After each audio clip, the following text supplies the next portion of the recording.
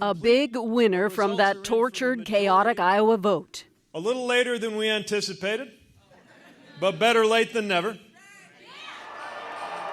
Newcomer Pete Buttigieg, a Midwestern mayor, potentially beating 2 U.S. senators and a former vice president. They show our campaign in first place. He and Bernie Sanders still jockeying for the top spot, assured of momentum. For some reason in Iowa, they're having a little bit of trouble counting votes. But a disappointment, Joe Biden, best known with the most experience, trailing the top 3, a problem. We had a bumpy start to the Democratic process yesterday in Iowa. Senator Warren hit New Hampshire today, running third, trying to move on from Iowa.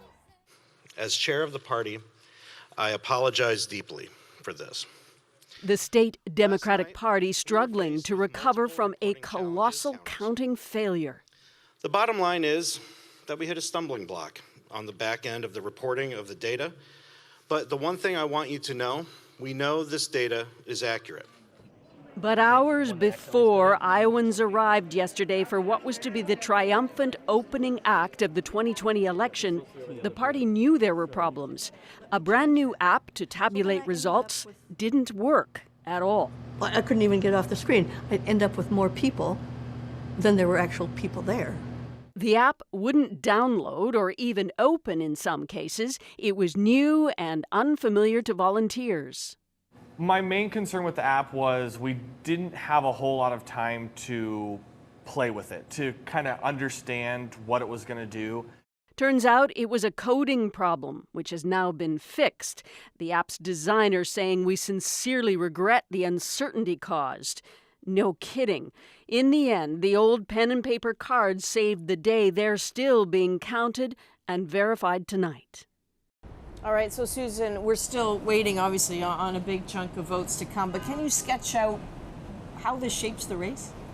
Yeah, so Joe Biden, his big selling point was, I am the best guy to beat Donald Trump. I'll beat him like a drum.